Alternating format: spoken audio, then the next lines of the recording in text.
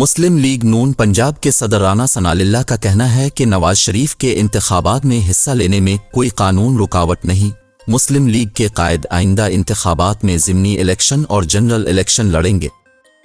लाहौर में मीडिया से गुफ्तगू करते हुए राना सनाउल्लाह ने कहा कि नवाज शरीफ जल्द चौधरी शुजात समेत सियासी जमातों के कायदीन से मुलाकातें करेंगे।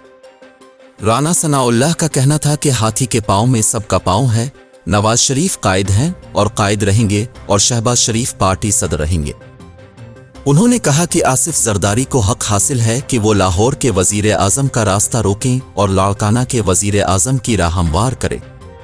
राना सनाउल्लाह का मजीद कहना था कि मईशत की बहाली के लिए -9 मई PTI वालों से बातचीत के लिए तैयार हैं।